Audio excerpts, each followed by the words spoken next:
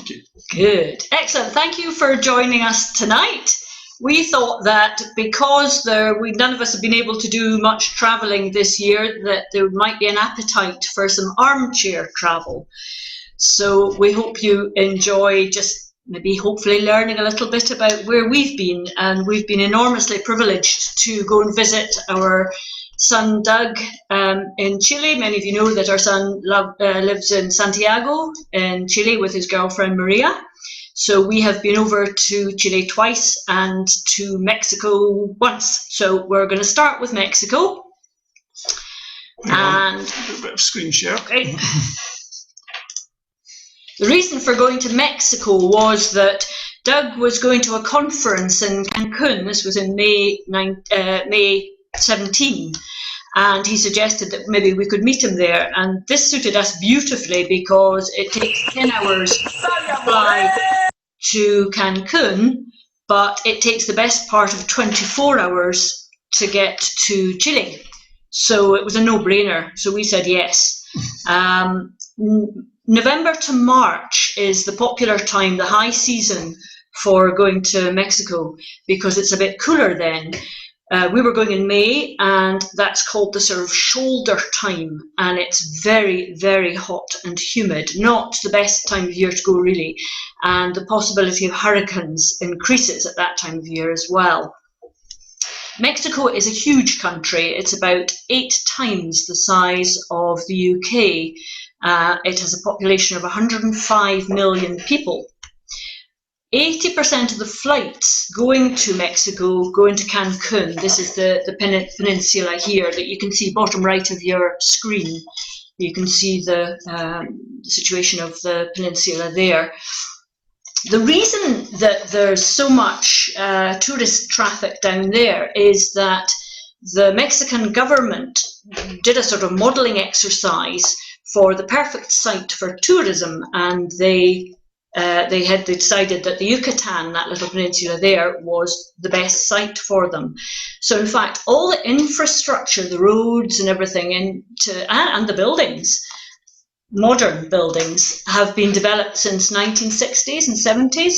So Cancun itself is a kind of strange place. We weren't that keen on it, but it was useful as a base. So there are 2 parts to Cancun. There's what they call the hotel area, which is a big sand spit that runs for 13 kilometers. And you can just see in the background there is hotel upon hotel upon hotel. Beautiful beach. And in fact, it's so cheap Bajau that you have to walk through a hotel to get onto that coastline. It's most peculiar. We felt we had to go and have a look at it just to see. And the day we did do that, we came across a guy digging up turtles' eggs on the beach. And we were sort of slightly concerned about that, because it was one of the reasons why turtles are in decline, because their eggs were eaten originally, but this guy was moving the eggs to protect them. So he said anyway, in our best Spanish. Yeah. However, we weren't staying there. We were staying in what they call the downtown part of Cancun. That photo there makes it look absolutely gorgeous. But downtown Cancun is a soulless concrete jungle. We just happened to come upon this amazing little hotel, which was an absolute little haven. Really beautiful little place. And we used that as our base. Tremendous place, lovely staff, nice wee swimming pool. They even have wildlife in their trees here, and it's not a big area. It makes it look as if it's a great big area. It's not, and as I say, right in the middle of this big horrible city. But yeah, a great place. And this is something they do in Mexico, which we termed towel art. So this is a particularly good example of towel. Yes, enjoy art. This one. They get worse.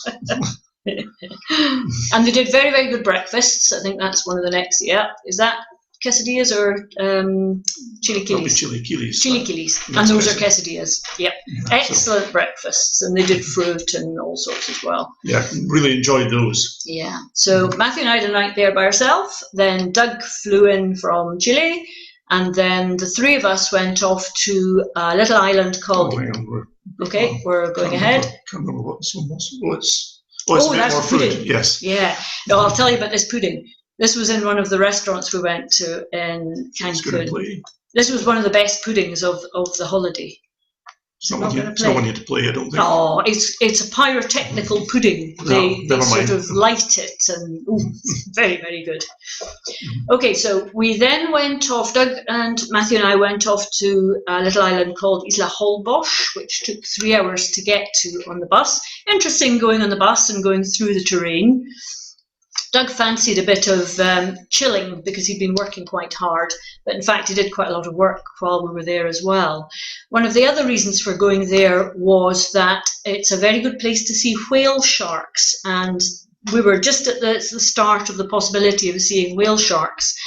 Unfortunately, the government have to give out licenses for boat owners to take tourists out to see whale sharks, and they weren't giving them out at that point. I think it was too early or something, so we missed that.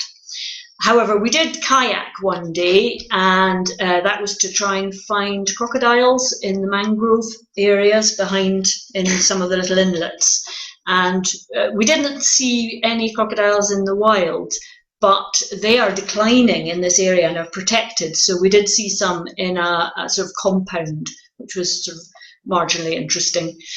Another thing, there were frigate birds, which were quite, they were quite significant, big, huge birds. Saw lots and lots and lots of those. And they too are in decline. There's only 60 to 70,000 breeding pairs. But yeah, huge big birds, quite unperturbed by people on the beaches and things.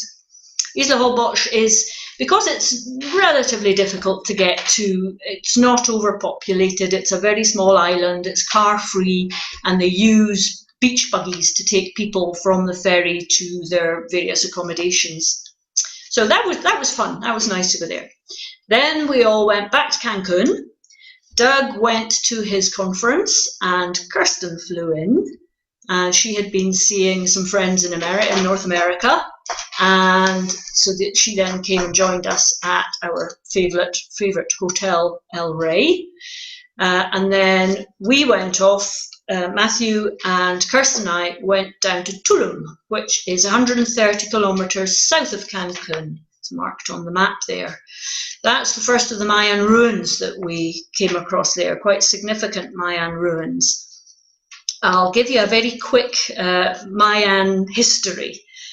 The Mayan people, as you will know, were very accomplished astronomers, mathematicians, artists, architects, as seen by the amazing buildings that they built. They first settled in Guatemala in 900 BC, and then they dispersed and came to the Yucatan in AD 550. In 1540, the Spanish conquistadors conquered the whole area. And then after that, Mexico won independence from Spain in 1821. But by this time, the Mayan people were enslaved by debt to the rich landowners. In 1847, there was a Mayan uprising and huge massacre. And this was known as War of the Castes, which you may have heard of. Then, come 1901, there was tentative peace. So, like so many countries throughout the world, they've had a pretty bloody past in this area. It's an absolutely fascinating area. Amazing to imagine the conquistadors actually sailing down here and seeing the likes of this thing sitting on a cliff. It must have given them quite a turn, I would have thought. And I think they were far ahead of the conquistadors too, weren't they, in buildings, that sort of stuff. Yes. Yeah. So Tulum we liked, and something else about Tulum food-wise, best mango juice ever. As we come out, there's an iguana. Saw plenty of iguanas about. All sorts of different sizes. That little beastie there is a coati, which is a hog-nosed raccoon. We saw that and thought, wow, never seen one of them before. It just kind of wandered over the track in front of us, so completely unperturbed. Yeah. So that was Tulum. And then we went inland to Coba. Coba was the least developed place that we went to. You can tell by the towel art. The towel art was quite good, but the quality of towels was not good. And the guidebooks were saying you had to be careful with the water there. It was the only place that you couldn't drink the tap water. So we had taken water bottles with us with filters. So you can just fill up from the tap. And if you're worried about the tap water, then it goes through a filter and it filters out 99.9% of any harmful organisms. So that was quite good, and it saves you buying extra plastic bottles and things. So that's a very small way of mitigating our rather large carbon footprint of getting there. In Koba, it's one of the largest Mayan cities, and it was populated from AD 800 to 1100. And it was started to be excavated in 1891 onwards, but then really accelerated from 1973. So all of this excavation is really, can you hang on there, really quite new. And there's masses of undergrowth, as you can see. And everywhere there are buildings that haven't been fully excavated yet. They think there was probably a population of about 40,000 people here in its heyday. The guidebooks recommended starting early here because it gets very full, and as you can see there aren't very many people here. So we decided to get to Koba the day before and then have a really good head start and get in right at as soon as the area opened, which is usually about 8:30 in the morning. And that worked beautifully. That was great. So we got photos without anybody else in them. And you see, can you put that other one back? The rope going up the middle there, this is hugely high, that building. And the rope is because a couple of years ago there was a lady slipped and died. And it really, because there's a lot of people going up it, the stone gets really slippy. And I slipped myself, but thankfully not far. And yeah, it's very high. You can see right over the canopy there. But you do have to be very careful because it really is very, very steep. And it's amazing that you're allowed to climb these buildings, however you are. So that's good. All sorts of different buildings. Some they know what they were, some they don't. This particular building here, this was some kind of a game they used to play, and it's called Juego de Relota. So there was, they assumed there was a ball that you had to get through that hole there. 2 teams. And the historians, they're not sure whether the winning team or the losing team was thrown down cenotes. I'll tell you a bit about cenotes in a minute once we get on to the next slide, which is cycling, I think. Mm-hmm. Yeah, after we'd been around that particular area, we cycled in the heat of the day to our first cenote. I think it was about 5 miles, maybe a little bit more. Mm-hmm. In extreme heat. Not very sensible, but it's what we had time-wise. However, getting to the cenote was tremendous. Cenotes are underground sort of lagoon areas. Like a lake underground, pretty much. There's no surface water in the whole of the Yucatan because it's limestone. So they have these sinkholes and beautiful, cool, fresh water. And you're allowed to swim here, although all of them, and there's about 3,000 in the Yucatan Peninsula, all of them have little guides above, and you have to pay something to go in. It's not very much, but you have to have a shower because they don't want suntan or soap or anything, which could damage the stone. And the guidebook very helpfully said that some of these cenotes have caimans in them, little crocodiles, but that the local children would tell you which ones. Well, we never heard anything about that, and we assumed that the people that were taking your money would tell you if there were any caimans. Probably the little children would, just for a laugh, tell you the ones where the caimans were, I suspect, and expect you to go there. But so I'll just say a wee bit more about the cenotes. The Mayan people believed that the cenotes were the entrance to the underworld or the afterlife. Hence, what I was saying about the historians don't really know whether it was the winners of the games that were chucked in the cenotes or the losers, because to go to the afterlife was deemed to be a good thing. So that's really not known. And they used to hoof all sorts of things down the cenotes. They found guns and carts and things like that. So it's been a really good source of finding out about the history. So most interesting and absolutely gorgeous. If you've been cycling along in 30 degrees, to swim in these cenotes was just sublime. And you can see we were a bit hot there, and so we deserved our mango juice. Next we went to a wee place called Valladolid, and it's a kind of agricultural town, and just a very kind of normal town, which I thought was a lovely wee place actually. And it's where the war, more towel art, yeah, that was a particularly good example. One of the best things in this particular town was they did a light show at night on the castle walls, and it was fantastic, and it was all about the history of the Mayan people. And I think it had been funded, it would have been done by students, if I remember rightly. Extremely good, really well done. Unfortunately, we don't have any photos of that. Also in that town, there was a very significant, there's another cenote. Yeah, which is impressive. Are there more? Yes, okay, more cenote photos. Big ones, small ones. If I didn't say there are 3,000 of them.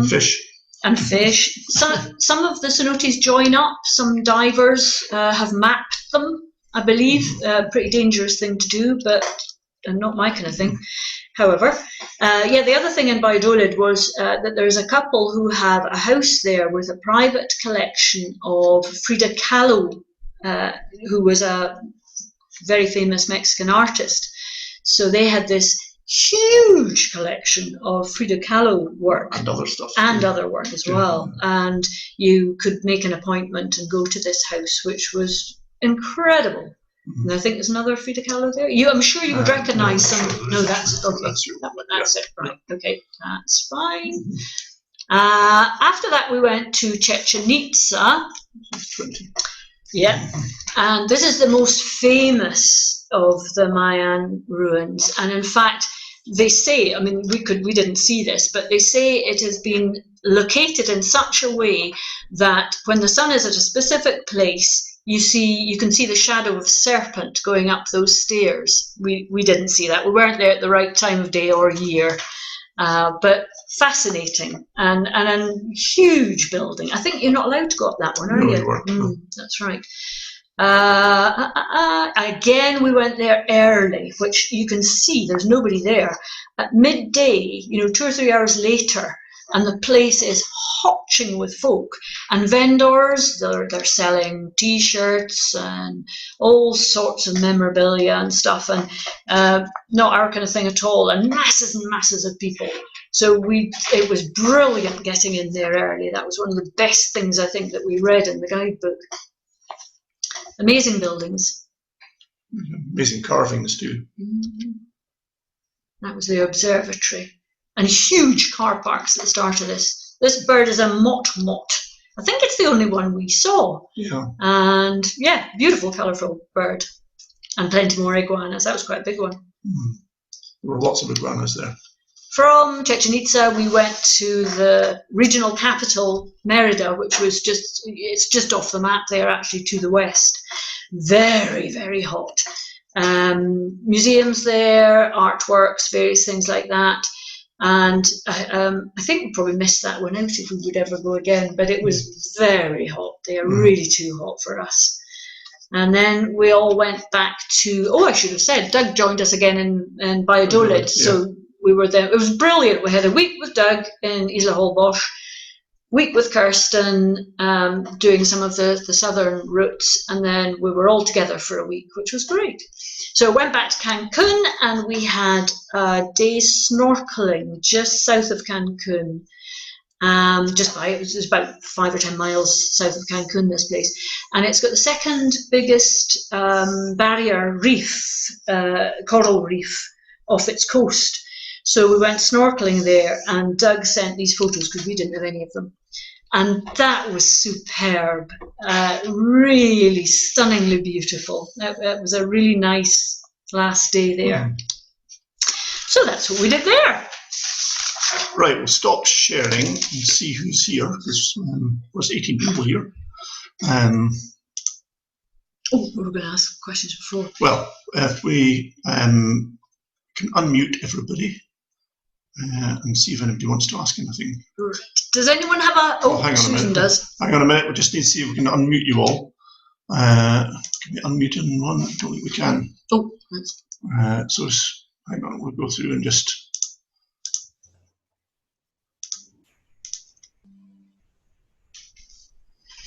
This will take a moment or two, so just give me a moment and I'll just unmute folks. That was quite good. I was trying to keep that to 20 minutes because we thought if we did 20 minutes for each bit, that would be... We don't want to lose anybody falling off their chairs and boredom or anything. Susan, you had a question. Are you unmuted, Susan? I can't see. Yeah, you are. So yeah, on you go. I wondered how deep those underground... The cenotes. Yes. And many of them, you couldn't see the bottom. Oh. Yes, I mean it's hard to say exactly how deep they were, but it varied. You could walk in in some like a beach at the edge, or from a rock, and others it would have been very deep. I mean, I don't know. In some cases, Kath was saying that there are folk that go diving, and one cenote connects to the next one, connects to the next one, and they can go for miles and miles. Yeah, they vary a lot. Anybody else? Tim? Yes, Tim. Did you have to practice your Spanish? We weren't. I was about to say we weren't as good at our Spanish then as we are now, but that I think Doug would die laughing at that. No, our Spanish was even worse than it is now. We tried. We always try. Yeah, we do our best, but we're a bit better than we were then. Mm-hmm. Does anyone else? John, you had something? Were the people friendly and hospitable? Yes, absolutely. Yeah, I think almost without exception. I mean, we fell out with one guy in a restaurant, but that was we left his restaurant because he was. Yeah, I mean, it wasn't anything terribly serious, but yes, he just wasn't paying any attention. So just, but no, I mean, I think exclusively everybody was very much so. How were you travelling, Kath? Hiya, Rhoda. Private car, or were you using any of the public transport? We used public transport. So what was it like? Very good. Yeah, they have two classes, first class and second class. They do tend to play extremely violent films, even during the day. It was really quite shocking. And then followed by Alice in Wonderland. But very, very cheap, very good. These were buses. Buses, yeah. My own experience of the public transport in South America it was all very amazingly good, but I wondered how you travelled. Yeah. Family, I thought you might have gone by car, but no. No, we just thought it was safer to use. And the long distances, of course. You're saying we went from there to there, but there must be fairly long distances. But how long are you normally staying on a bus? Yeah, maximum 3 hours. Oh, right. We were doing that deliberately because we didn't want to do too many long journeys. No, fair enough. Good. Should we go on with the next bit? Yes. You might want to kind of recharge your drinks. Who knows? I'll just mute all again.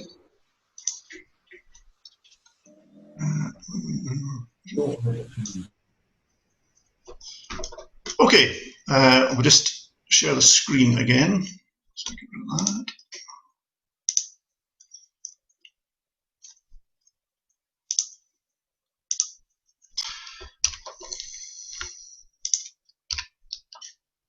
Okay, we're now moving on to Chile and Bolivia, which was a few years before, 2014, 2015. It was over Christmas time, 2014, and into January 2015. So we went to Santiago. This was our first trip there, and we went via Spain. So we went Spain and then to Santiago, which is quite a usual route because there is quite a lot of being Spanish speaking, quite a lot of connection there.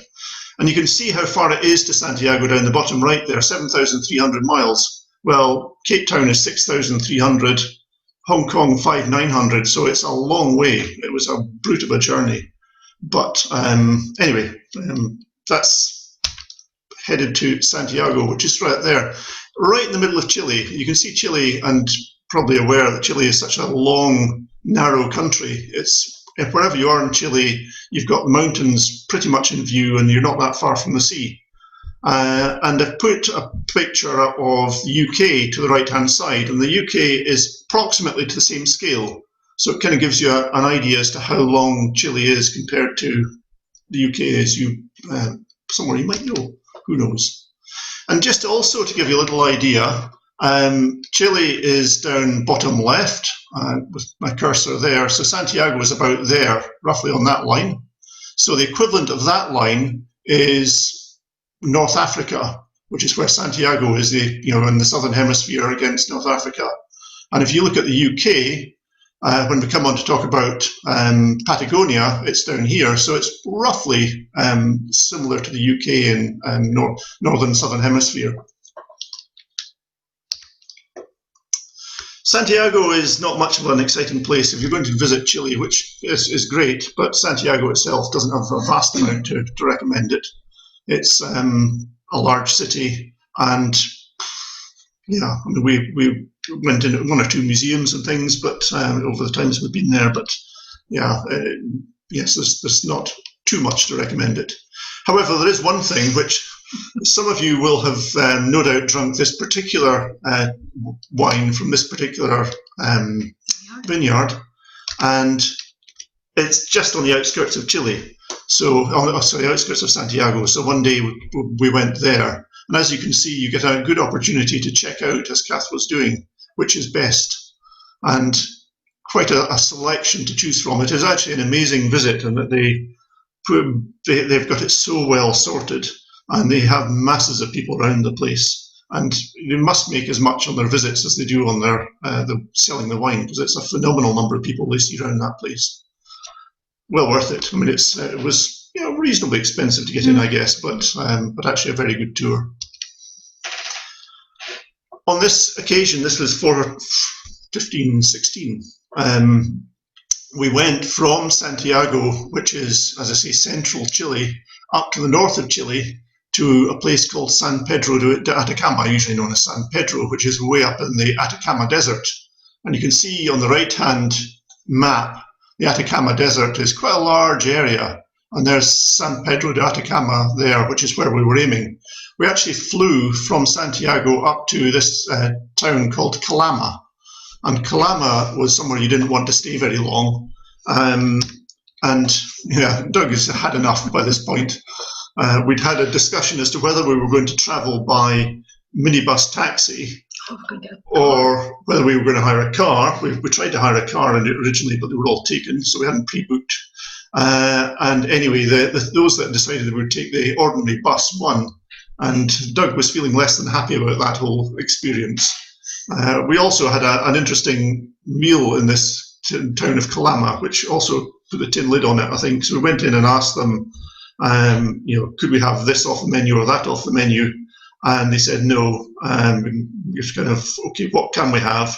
And the answer was eggs. So we had some eggs. They were good eggs. Yeah, they were good. But anyway, so that was Calama. So I can't recommend Calama. It's basically a mining town. It's somewhere where, I don't know, it's like Dalmellington or something, but much bigger. So yes, not a great deal to recommend it. This is San Pedro, and it is quite reminiscent of a kind of cowboy town, I suppose. It certainly had that sort of feel about it. Very dusty streets. We're in the middle of the desert. It's hot, and lots of tourists. It's kind of an Aviemore type of town in that it's aimed at tourists, and but actually really quite a pleasant place to be. And we were there for several days because there's quite a lot around there to see. It's quite high in that it's about 2,400 meters above sea level, which is about 8,000 feet. So it's it's reasonably high, not high enough that we were suffering with altitude sickness, where you thought, well, maybe a bit, but relatively okay from that point of view. We stayed in this little place which had kind of rooms around a courtyard and hammocks, so a bit of relaxation, but also because we're the sort of people we are, we don't do relaxation all the time. And we decided that since it was a desert, it's bound to be a good idea to cycle. And so we cycled. It's about 7 miles to this place, which is called Valle de la Luna, which is kind of the Valley of the Moon. So it's meant to be very lunar-like, and it's certainly, I've never been to the moon, but must be pretty much like this, I would have thought. There's, that's just what it's like all over the place. No vegetation at all. Yeah, there's absolutely nothing beyond rocks and sand. And they're kind of big sand dunes and rocks. So we cycled quite a long way. I mean, it's about 7 miles to get there, and I would have thought we'd probably cycle another 5 miles into the place itself. And it was interesting. If you like deserts, that was the place for you. From there, Doug had decided that it would be a good idea to go into Bolivia. He'd been before, but actually wasn't terribly well the previous time. He got some food poisoning, so he quite fancied going back again. And Bolivia, as you see, is up to further to the north from San Pedro. San Pedro's here, and you go up and up and up and up and up and up to get into Bolivia. And we went only into the very southern part, just here in Bolivia, and got as far north as Uyuni, and then headed south again. It was an amazing trip. There's a little bit more detail. So San Pedro is at the end of this arrow, and there's Uyuni there. And so we went into this. So it's the southern altiplano of Bolivia, which is the kind of the high plain.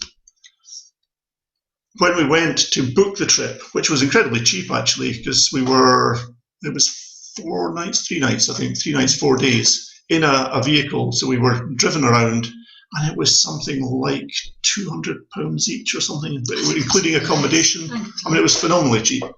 But anyway, and when we were going to book it, the lady in the place was saying to Doug in Spanish, well, it was actually the lady in our bed and breakfast who said to Doug that you're taking your parents to Bolivia. I mean, are you sure? Anyway, we didn't know why at that point. We found out why afterwards.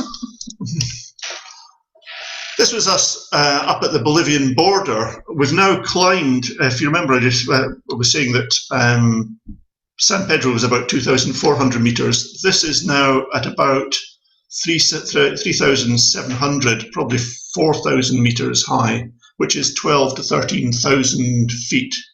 So we're definitely getting into altitude sickness territory here. We were taken up in a bus through the border, which was actually at the base of the mountains, and then driven up the mountain. So there was no acclimatization, it was just whack, you're going straight up here. And the bus dropped us here, and it was at this point then you were divvied up into groups. So we were put into this group here. So you can see there's 1, 2, 3, 4, 5, 6, 7 of us, including the driver, who is the one beside Doug on the second from the left. Was it Juan? Was it the driver?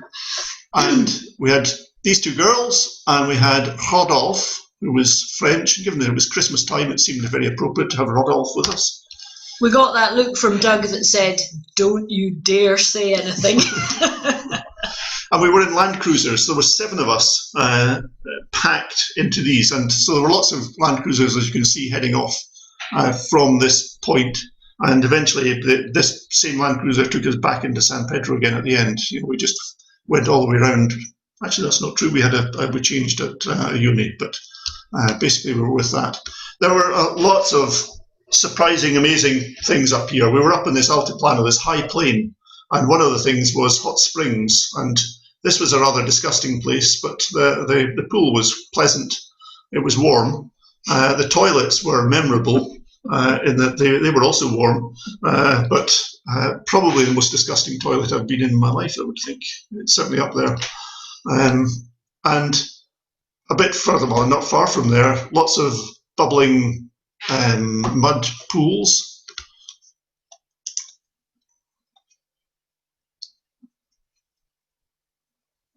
This may run with a bit of luck.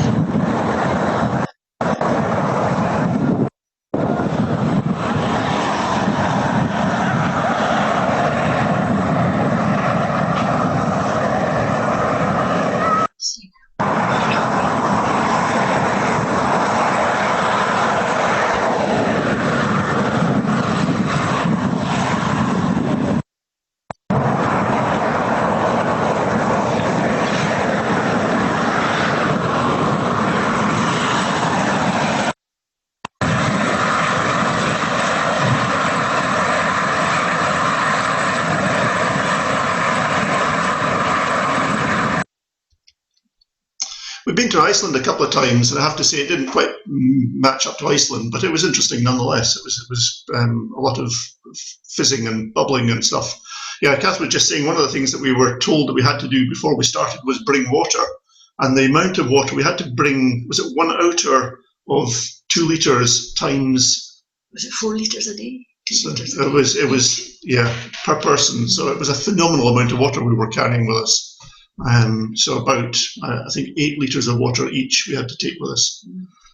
So there was a lot of outers of water in these land cruisers. You can get an idea of the kind of roads, which there weren't any. Basically, they were just driving across the desert. And certainly at times they would kind of come up to what was apparently a junction and take a left, and you would have no idea how they knew that they were turning left at this point, but they'd obviously done it so many times they could tell from the hills and the scenery. And it was just, through the desert up there. We stopped off at this place that had these amazing rock, carvings isn't quite the right word, because obviously it was all done by wind and erosion. And this one was known as a tree, I think is how it was described. There was very, very little vegetation, and what there was this sort of thing. And despite that, these things grow 1 millimetre. a millimetre a year, phenomenally slowly. And despite that, there are still herbivores about, and these guys were actually, they were owned, they weren't wild. You can tell that by the coloured things that denoted who they belonged to. So they just wandered about eating what vegetation there was. We came across a few things, a few bits of wildlife, just almost, I guess, by chance, maybe slightly by our driver knowing what he was doing. But he stopped and pointed out this Andean fox, which was just lying there enjoying, doing not much. How something like this survives, because there's so little in the way of rodents or anything smaller, I don't really know, but they obviously managed to, it doesn't look too bad on it, to be honest. Maybe they take some of these. Again, the driver just stopped suddenly and said, have a look here. That is a southern Vizcacha. Must be one of the weirdest looking things that we've ever seen. And between that and this and the Vicuna are three. There's the big 5 up there, which I actually only learned about the other day. I didn't realize that we'd seen most of the big 5 without really trying, because we didn't even know that there was such a thing as the big 5. But anyway, the 2 that we've had, the fox and the Vizcacha and Vicuna, are considered 3 of them. The other one is a hummingbird and something else, I can't think. Anyway, again, pretty typical scenery around the Altiplano. And the other one is a flamingo. And we saw lots and lots of flamingos. You'd go down and there would be flocks of them. And in fact, they were quite boring. They weren't doing much. And so there were some Japanese people or Chinese people that came and threw stones at them to get them doing stuff, which was considered a bad thing, apparently. They were chastised by the guides. Apparently you're not meant to do that. So that's the Andean flamingo. It's different from the Chilean flamingo because of the black tips to its wings. But as I say, we saw loads and loads of those. We were there right at Christmas time. In fact, this was Christmas Eve that we were here. You'd hardly have known in Chile or Bolivia. It was just our tour ran on exactly the same as if it had been any other day of the year. And we chose to go and see, kind of look out this place, which was just a few hundred yards from where we were staying, and went in, and they were actually practicing a little nativity play in here. At least we kind of worked out to be. It was in the local language. It wasn't in Spanish. Not that would have helped greatly either, but interesting to see that. That is, sorry, carry on. I was going to say very poor housing. Yes, very poor housing. Very typical of what you would expect to see around. And talking of poor housing, some of the places we stayed said it was extremely cheap. Well, you can kind of get some idea as to part of the reason why it was so cheap. This place, we had a room of our own, which was not normal on this trip. And you can see that the flooring is sand. I don't know why they covered the floor in sand, but they did. You can see how many things there were to hang things on, which is none. We had a bed. and that was it. Your room was a bed, and it was fine, as I say, a room on our own, which was a treat, because on the previous night, this was us, and actually all of us that had been in that Land Cruiser were in the same room, and I was actually suffering from quite unpleasant altitude sickness that night. So it was a kind of just feeling really, really sick and unwell, and not wanting to make any noise because there's another 6 people sharing your room. So I'm not sure I did terribly well at that, but there was quite a lot of people turning over and having, well, I think I was the one that was suffering the most from altitude sickness, but I don't think many people slept that well anyway. Well, that was just the place we were staying. Again, you can see it's not exactly top hotel standard. They don't exist Not up there, no. Bolivia. Well, not in that part anyway. And I mean, in terms of toilets, if you got a toilet seat, that was pretty good. If you got toilet seat and toilet paper, your luck was well in. And if there was running water too, and soap. That was the big 5. The big 5, yes, that was them. Because usually you got 1 or 2 of those things, but no, never all of them. And this place particularly, the toilets were pretty grim. And yes, it was kind of canteen type food. It was very, very basic. But yeah, it was fine. Christmas Eve, we had a wonderful Christmas Eve dinner.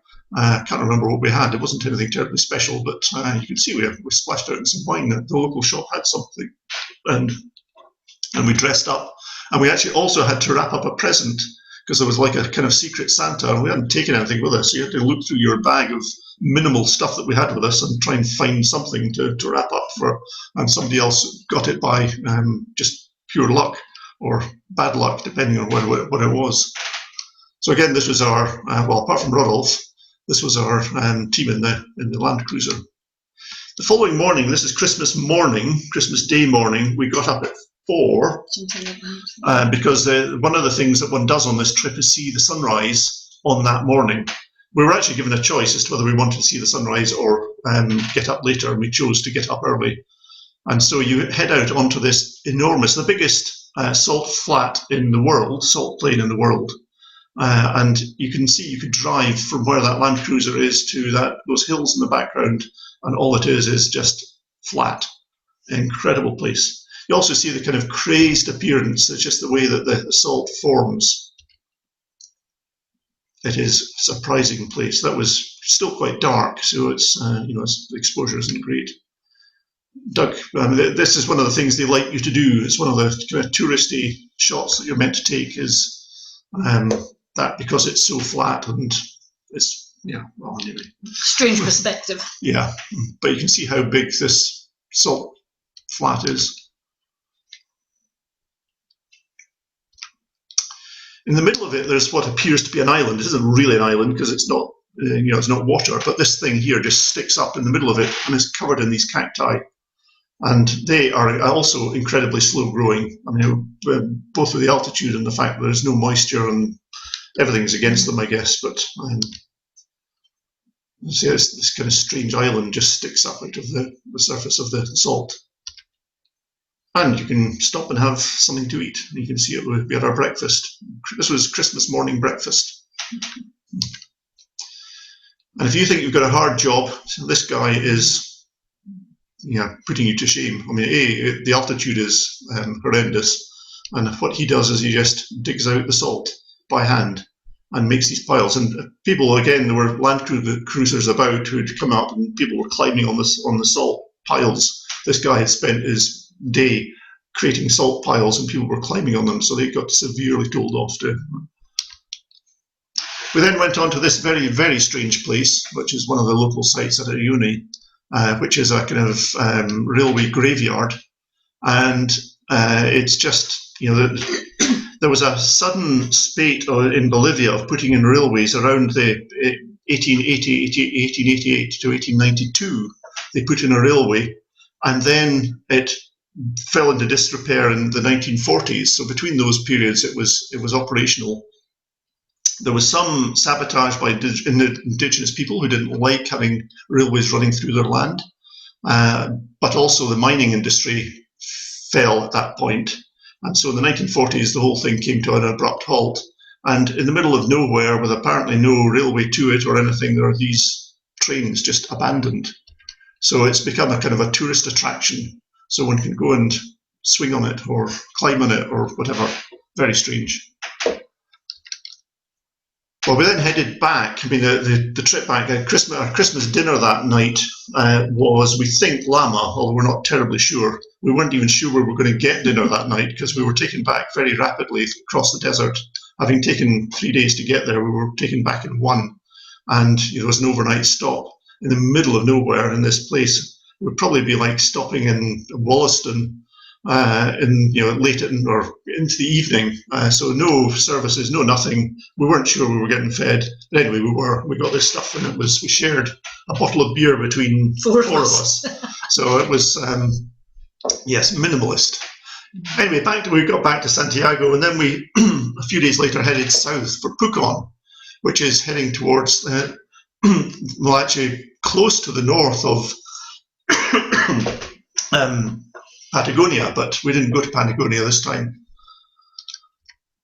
On our way, we stopped at friends of Doug's, or at least the parents of his friends, and they fed us on, amongst other things, this. So it was just worth having just showing you. This is corn, but there was a lot of corn going on in here, in addition to the corn leaves that were used to wrap it.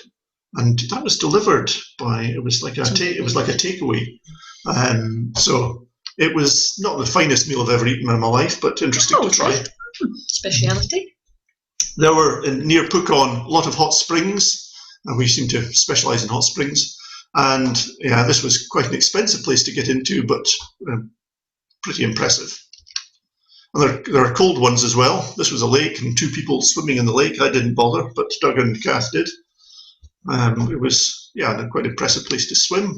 And this is Pucón itself, and you can see it's dominated by Volcan Villarrica, a big volcano in the background there. And one of the things that you can do rafting and things around here. Again, it's a town that's set up for tourism. And one of the things you can do is you can do a trip or a hike up Volcan Villarrica. So we decided we ought to do that. And this was, as you can see, a popular thing to do.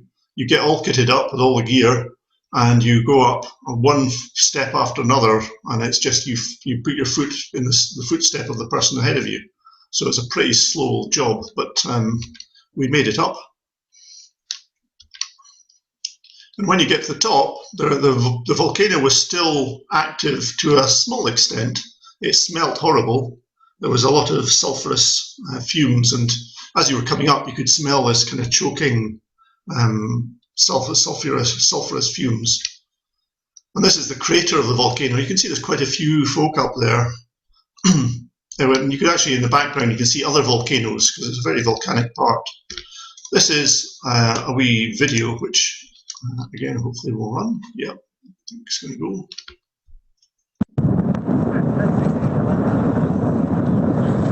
This is just round the crater of the volcano.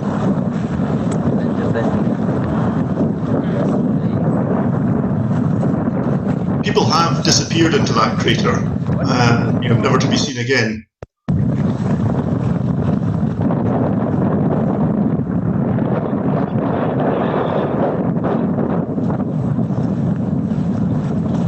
So we're pretty high. I don't know what height Volcan Villarrica is actually, but it wasn't that hard to climb, and going down was interesting. I mean, Kath was quite worried as we were coming up. Some really mad people up there, by the way.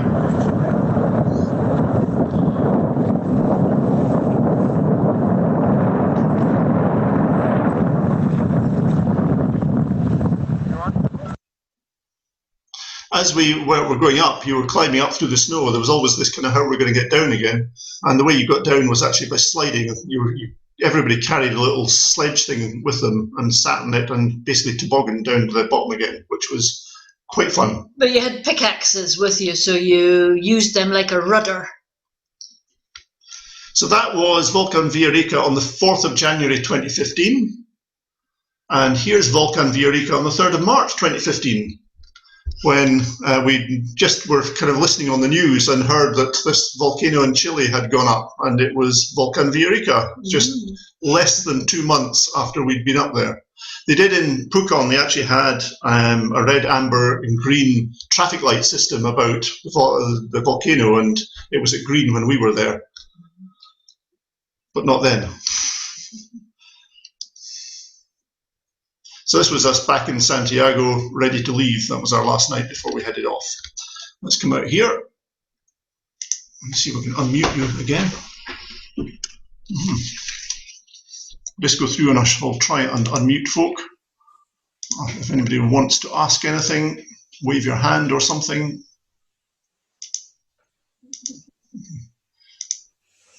It's a bit clunky unmuting people at the moment, unfortunately. Oh, Susan wants to ask something. Right, you want to deal with that while I do this? Okie dokie. On you go, Susan.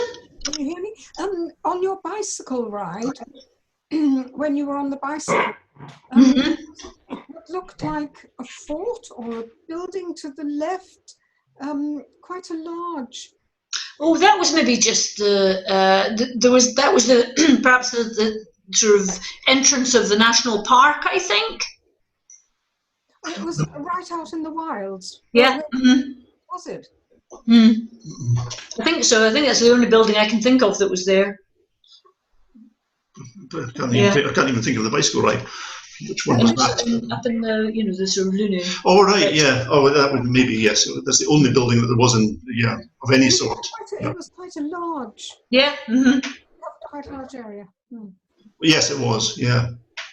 When you were on the Salt Lake, at the island that you went on Salt Lake, you had a well or something. Where did they get the water? Where did they or where did we? Where was water? Because There wasn't any. Absolutely no water. They had tea or something. So they must have. So they There would have bring been. it in. Yeah. Wow. Yeah, I mean, everything had to be brought in there. They brought it in. Yeah. Then sell you a cup of tea. Oh yeah, absolutely. That's why they insisted that you take however many litres of water each. Yeah. Wow. Yeah. And do they live there, or are they only there because of the tourists? They would probably live in Uyuni, I would think. I mean, There would have to be some people living there because of the salt mines, and Of course, yeah. harvesting the salt. Well, it'd be a hard life with no natural. It would be a Yeah. seriously hard life. Yep. Wow. And water, we know even this year with the drought earlier on, water is something to have to take seriously. Oh, goodness me. Anyone else? John? When you were in that big Land Cruiser with 7 others, were you in a convoy or were you remote completely? No, not always, but Mostly. yes, kind of. Usually, you could see other ones around, but they didn't really. It wasn't like one after the other. But There was about 6, I think. yeah. I did get confused between your revolting toilet and the muddy, bubbly bath. Quite similar.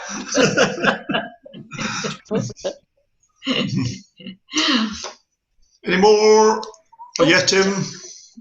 Just thinking about the size of the country, are there quite distinct ethnic groupings through the country? Yeah. In Bolivia. So in Chile. Chile.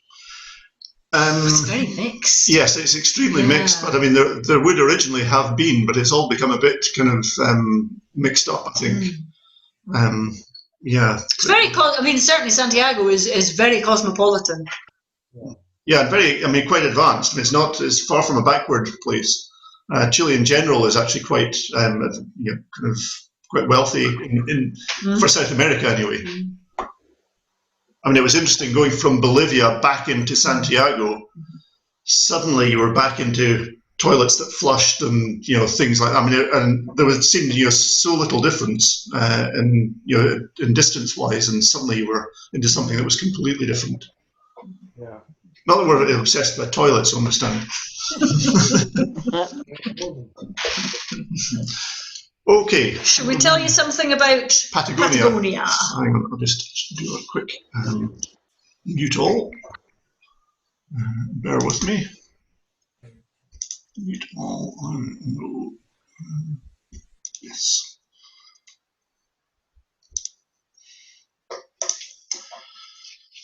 Right. So the next time we went back over to Chile was just last year, February 2019. So, back via Madrid to Santiago, spent a couple of nights with Doug and Maria in Santiago. This was the first time we'd met Maria. We'd spoken to her on Skype and things like that, but we hadn't met her before, and she coped admirably with us. As Matthew pointed out in one of the other ones, Chile is 4,000 kilometres long, Britain is 965 kilometres, so Chile is 4 times the length of the UK. The land mass is 3 times the size of the UK, actually, strangely. You'd think it'd be smaller, being so narrow, because it's only 180 kilometres wide at its widest part. 15.6 million is the population of Chile, so fairly small, and 1/3 of that live in Santiago. This particular time, we decided we wanted to go down to Patagonia. Patagonia is somewhere I'd always quite fancied going. It's such a long way south. Matthew and I, we looked at it. Doug has a pickup in Santiago, and we did contemplate driving down there. But driving at 50 miles an hour, which wouldn't have been possible, for 48 hours constantly, we'd just reached the northern part of Patagonia. So we flew. And that was fine. That was no problem to our flight into a wee provincial airport called Balmaceda. And the weirdest thing happened there, because we were sorting out we had hired a car in preparation, and there was a couple beside us also getting their car. And the chap said, when he was being asked about what his address was, and he said, Balmaclellan. And we were saying, Balmaclellan? So it transpired that, yes, we knew people that they knew, etc., etc. And you're like, for goodness sake. How often does this happen? However, it does, doesn't it? And in fact, David Bartholomew, that you all know, who is minister at Balmaclellan, he did his PhD in Patagonia in the 80s, I think it was. So there's a few of us been there, and also Alistair, and Alistair McFadgen, and Liz and Richard as well, that live at Braeside, not Braeside. Yeah. Yes, Braeside. So Patagonia is very sparsely populated. Just to give you an idea, there was one day we did about 100 miles, which took us 4 hours, because the guidebooks tell you can only drive at 25 miles an hour, and you'll see why in a bit, and it's true. And within that 100 miles, we passed 2 homesteads, so really sparsely populated. And again, reading the guidebooks, you think that the weather is going to be a bit like a good Scottish summer, i.e. anything. So we had leggings with us, we had waterproofs, we had big walking boots and stuff like that. We didn't need them. Well, there was one day we needed them. But the temperatures were uncharacteristically high.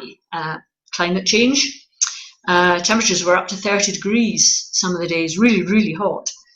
So yeah, it was actually quite pleasant, I must say. You can see on the map, it shows that, the part that is highlighted is the part that we actually explored a bit.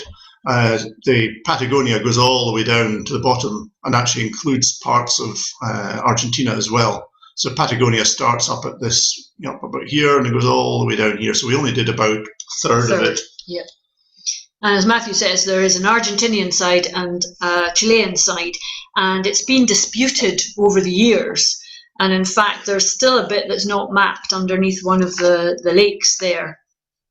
In the past, travel would have been by boat. There really just weren't roads in that area. Until Pinochet decided in 1976 that they were kind of protecting Chile because they didn't have a road on the Chilean side. There was on the Argentinian side. So to protect their sovereignty, it was decided that they should have a road, which would improve, obviously, folk getting there. So this was an enormous undertaking and huge expense. And it was completed, having been started in 1976, it was completed in 2000. And the length of it, it's over 1,000 kilometres long. Most of it is gravel. sort of dry gravel. You'll see that in a minute. And they're starting to concrete it now, and they are making quite big progress, which will be very helpful because the roads are absolutely shocking. You'll get the impression as we go, but yeah.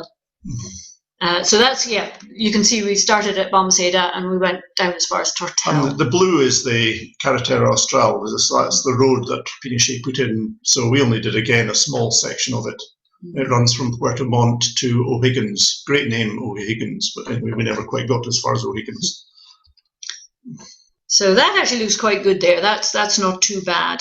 And that's because it's flat. There were bits where at either side, it was really precipitous, and it was really quite frightening driving on these roads.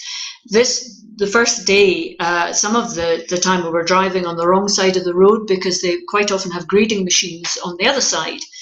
And so we drove for about 3 miles on the wrong side of the road, round bends, and you just hope to goodness, that the people coming in the other direction know that, this is going on, so to be careful. By the time we came back on the 10th day, we thought that was a motorway, but we were quite concerned to begin with. Because it's dusty and really quite sippy, and you can see it's only a carriage and a half.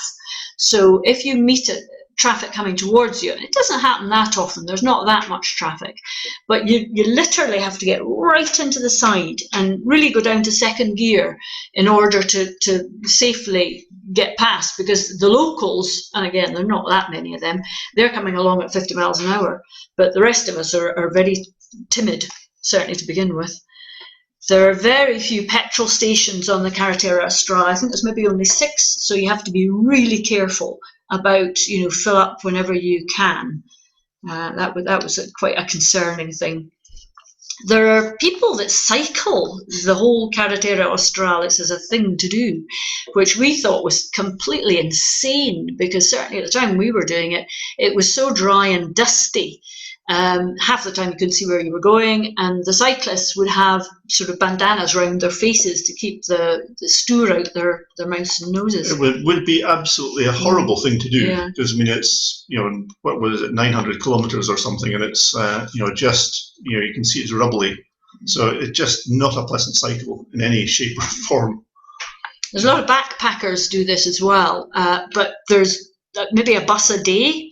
Not very often at all, so backpackers are trying to hitch lifts and things, so we did see quite a lot of backpackers around.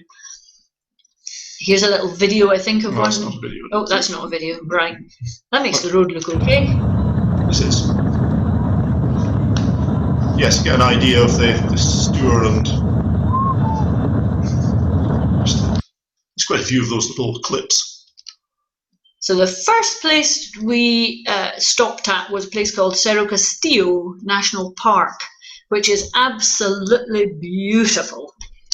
And so that was our first day, was as far as via Cerro Castillo. So a fairly easy day. Well, that's what we thought. And that's Daganbaria in front of the mountain range behind is this Cerro Castillo area, which is really stunningly beautiful. So we stopped for a little snack before we went on to our accommodation. We helped Doug with that. And then in future times, in fact, that fed 4 of us the other time. It's very, very good. Chips and meat and onions and cheese and eggs and all sorts. Mm. Doug's quite good with his snacks. In the guidebook, it said that our first night, or in fact, we stayed 2 nights at this place, was something like 10 minutes from this village. Well, about an hour and a half later, we found it, because we had to go off the Carretera Austral by, I don't know, it would be 10 miles maybe. It was only meant to be 3 miles. And there were no signs. And so you came to a track that diverged. Okay, which way? Okay, we'll try this way. Nobody to ask. So we were in really bad fettle when we arrived here. But it made up for it, because the people were lovely and the cabin was super and the view was spectacular. And the little boy that you saw in the previous photo, can't remember his name, but he thought Maria was great and he loved coming and watching through our binoculars. So he quite often came up to the cabin. So this was the view from the cabin, and really it was just fantastic. We just spent ages looking out over that scene and the different light, and absolutely gorgeous. And at night, we think we have a dark sky here, but at night it was just just amazingly dark and terrific stars. And it was actually nice enough that we could swim in the lake there too. That's a wee panorama, I think, is it? It's not going to play, never mind. So we had a couple of nights there, which was lovely, really nice. Then we went on to a place called Rio Tranquillo, which you can see on the map there. It's a kind of wee, I suppose, somewhere, it's a bit like Thornhill, I suppose. Yeah, maybe. And one of the best, that's just to show you, that was the Cabana there. Not such a good one, but perfectly adequate. And the place, what we wanted to do there was, there's an even newer road from there, which goes from the little place that we were staying in. It's a road called the Exploradores, and it travels for 48 miles to a glacier. And we wanted to go and see this glacier. But the locals told us that night that there hadn't been a landslide that night. It had happened in the last month or so. Landslide had taken out this new road, which was only 20 years old, and there was a lake had formed because of glacial melt.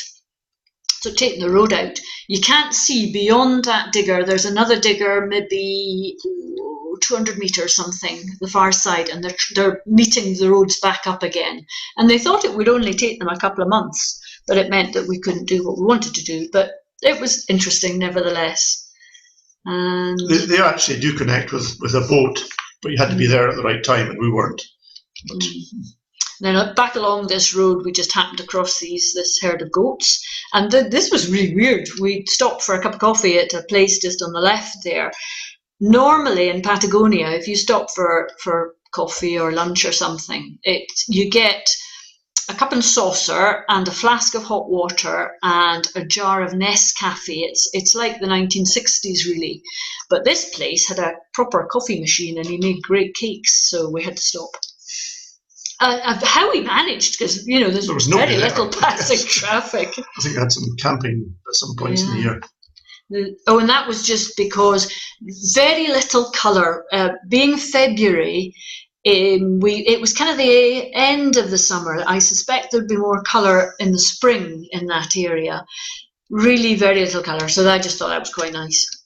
The other thing about this place is there are these marble caves just sitting off the coast. So you can hire a boat or go in with a boat crowd and go out round these marble caves, which were formed about 6,000 years ago.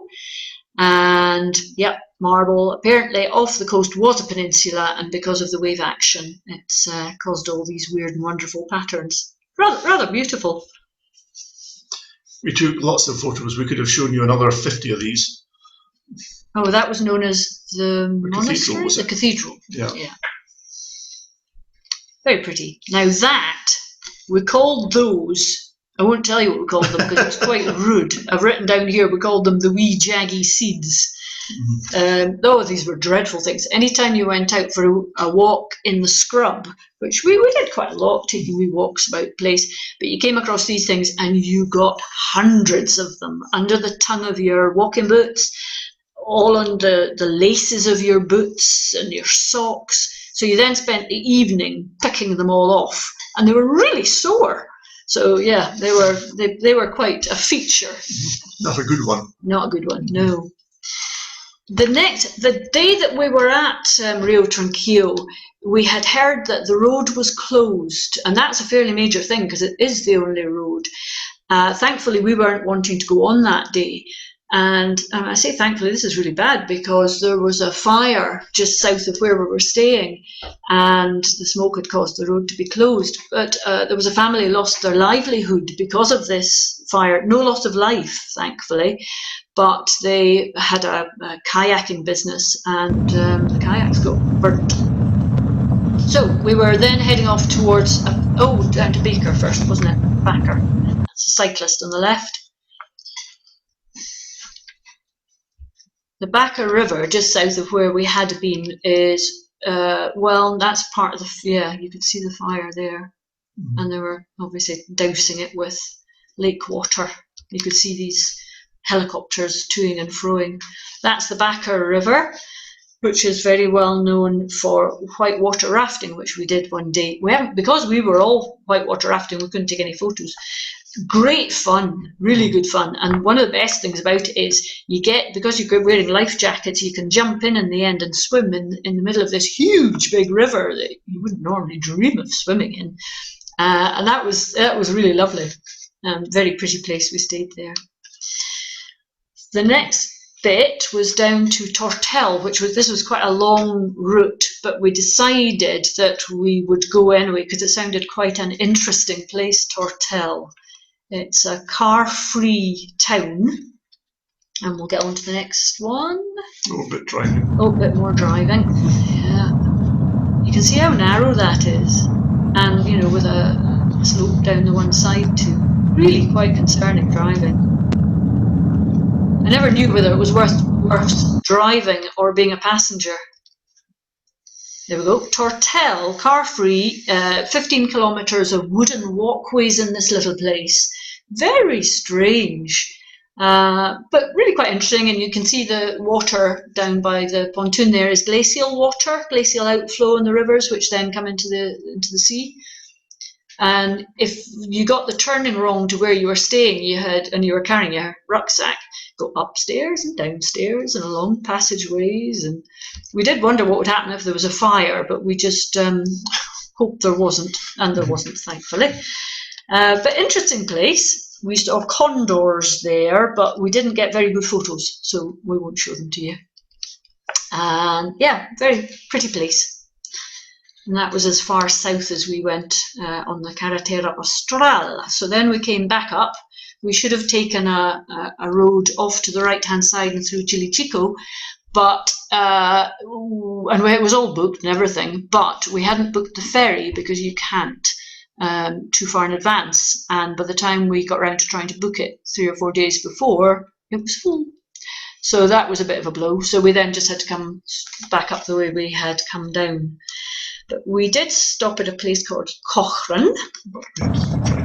Oh, and more driving, obviously. And this is a really interesting place. This is called Parky Pumelen. That piece of machinery there is a grader. They have these. You need these quite frequently, and they kind of try and keep the gravel flat. There is a couple called, who you may have heard of. Could you go back to the other one there? Okay, we'll come on to Oh, do we? park, Okay, so. okay. That's a gaucho, a cowboy, a little lad. You didn't see many of those, which is why I took a photo, because there really isn't that much livestock because it's so scrubby. So yeah, this is the park, Parky Pumelen. There's a American couple called Doug and Chris Tompkins, who you might have heard of. He used to be the owner of Esprit outdoor clothing, and she was the owner of Patagonia clothing. They became disillusioned with life in North America, and they bought up huge expanses of the land in Patagonia. And it was very, very controversial at the time. This was from about 20 or 30 years ago. There was all sorts of conspiracy theories about why these people would want to buy up such huge tracts of land. And they were doing it for conservation reasons, because in the past, early 1900s, the Chilean government had tried to colonize Patagonia and encourage people down to do farming and things. So they had put in fences and created all sorts of things like that. Although, you know, not that many of them, because it's pretty scrubby kind of place. And so Doug and Chris Tompkins just really thought this was too bad and ripped up all the fencing and tried to get the natural environment to take over again, which they have done. And in fact, they have now gifted more than 1 million acres back to the Chilean people. which is wonderful, and produced the parkland that there is, which is terrific. It's beautiful, absolutely beautiful. That's Guanaco, who was posing beautifully for us. And they also, within that parkland, there was and we cannot find the photo of this. Most of the buildings in Patagonia are wooden and very often with tin roofs, so they're not that substantial looking. But this couple had built this amazing museum in the middle of this park, back and beyond. And a big, substantial stone building, really beautifully built. And, a smashing museum, really good museum, really extolling all the virtues of environmental good practice and conservationism. And there is hardly anything about it in the Rough Guide or any of the tourist books. And you should sing from the rooftops about this place. It's so good. So we were very pleased we had bothered to go there. Again, it had to be a flower because there wasn't that much around there. I think that's kind of a mistletoe type thing. And then I think we have the confluence, do we? Of two we've got rivers? a bit more driving. Oh, a bit more driving, right. Again, you can see you have to go right over to the side to let other cars past. Right. On our way back, we stopped to see this confluence of two rivers. So you can just see the other river coming over there. And you get the colour difference between the two different rivers coming in. Huge rivers. And now I think Matthew's going to talk about Los Manos. Probably got some more. Oh, we're driving. You can see the stour. You really had to concentrate with driving. Not easy.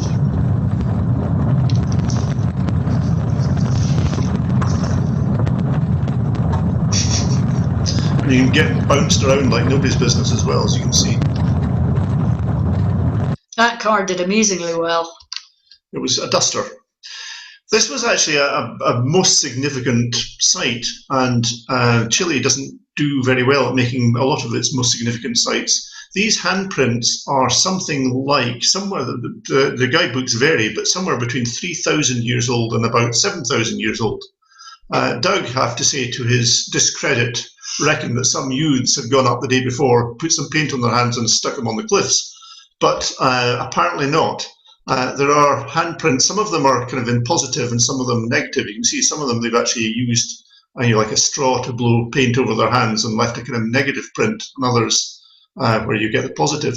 And so they're in the UK they would be seen as something majorly significant. In Chile they're kind of stuck on a cliff. They were difficult to find.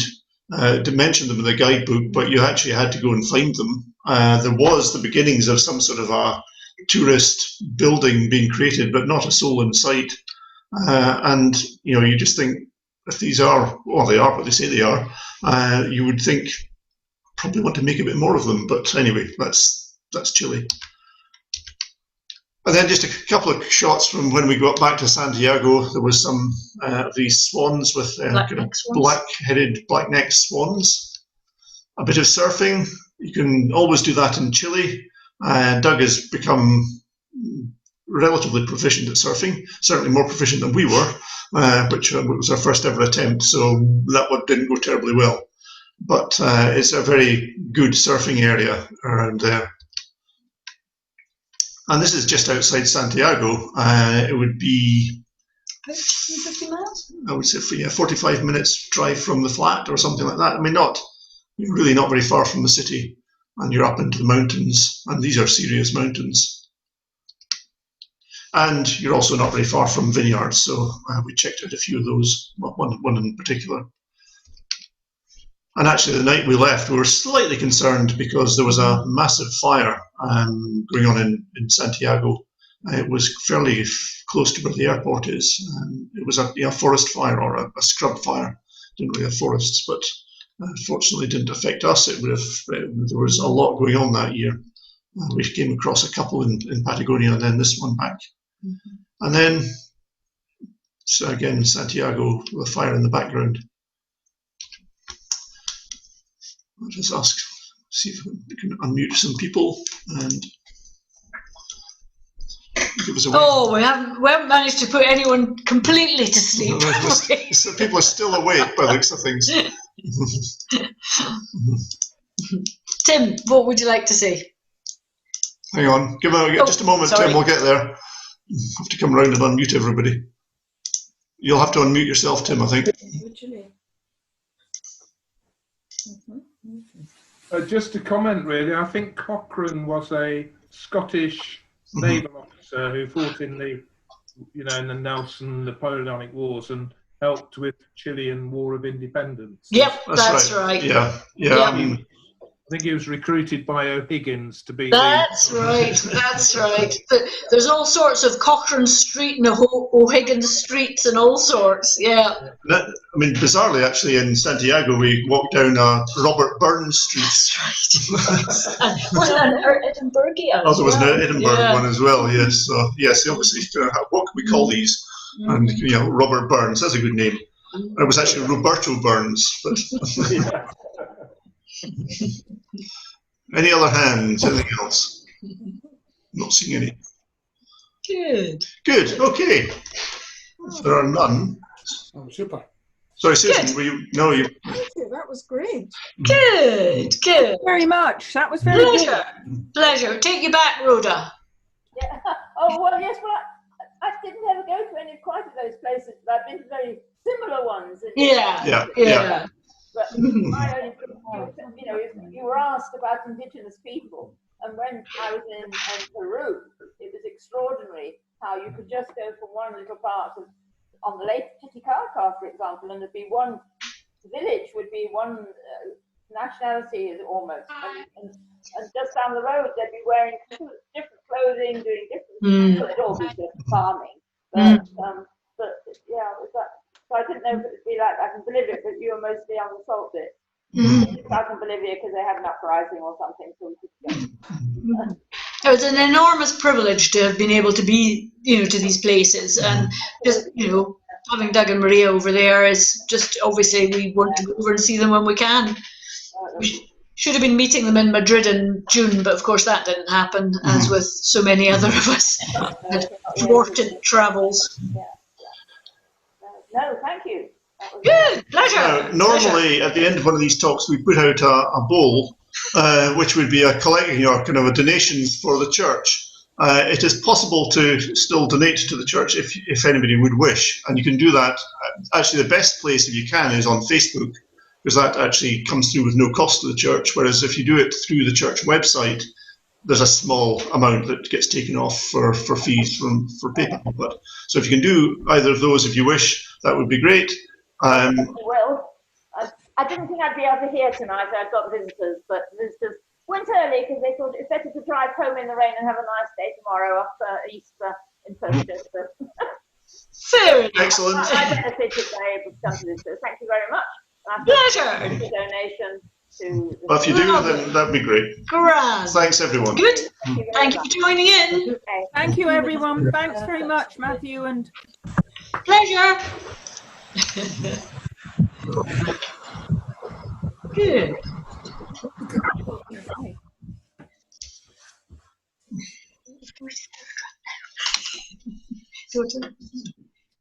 Yep, I shall switch you all off. Night. I